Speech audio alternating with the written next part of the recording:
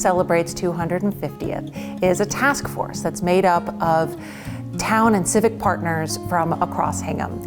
And this weekend we are celebrating with Revolutionary Weekend, which is co-sponsored by the Hingham Historical Society, the Town of Hingham, the Hingham Militia, and the Hingham Downtown Association. I was one of the first people in the militia back in 1974 when we reconstituted the historic unit. I was 16 or 17. I was still learning the history. I didn't have all that much of it.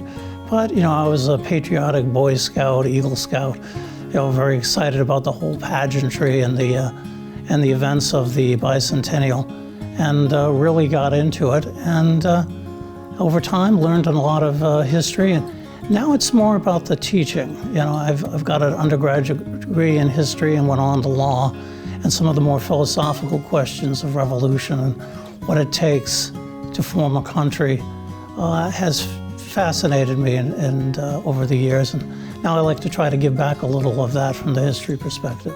The town of Hingham has a long history that's interwoven with the history of this country. Our town has got a long history of service to the country. Governor Andrew, Governor of Massachusetts during the Civil War, Governor Long, he was the Secretary of Navy during the Spanish-American War. Our men and women actually have served in all of the wars, and we have a rather lengthy roll of honor that's available for anybody interested to see. I think what makes Hingham so special, particularly now in this semi-quincentennial celebration, is we have 140 extant homes where American patriots lived during the American Revolution. They fought and served their countries. Their families stayed home in Hingham, and they ran farms and businesses. They supplied the army. They raised troops and raised money to pay those troops and feed and clothe them. And it was really a community effort.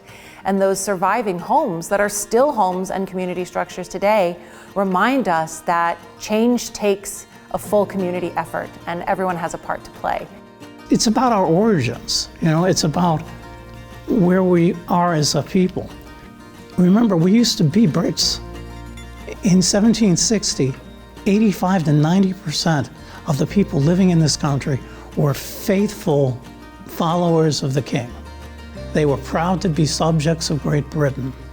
That's who they were in 1760. But by 1775, they were oppressors.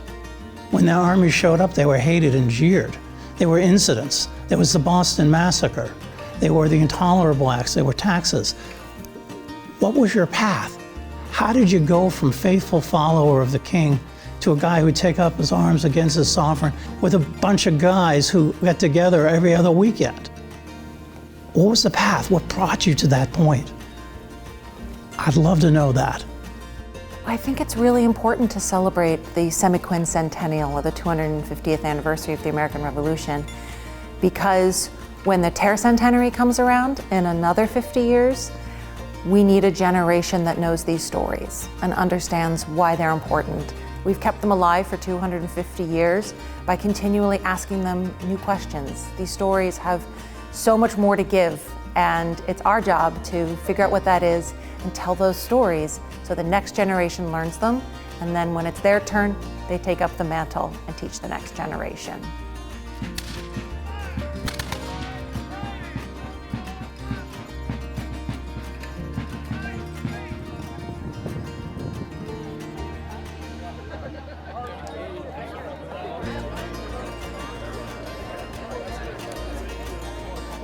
I always think about a line from the movie Amistad, the Steven Spielberg film, that says, history is important because who we are is who we were. And I think history is a tool for us to better understand ourselves so that we can make thoughtful decisions in the present and plan for a better future. Grape Island, Grape Island, they call the place Grape Island. One more. Grape Island, Grape Island, they call the place Grape Island.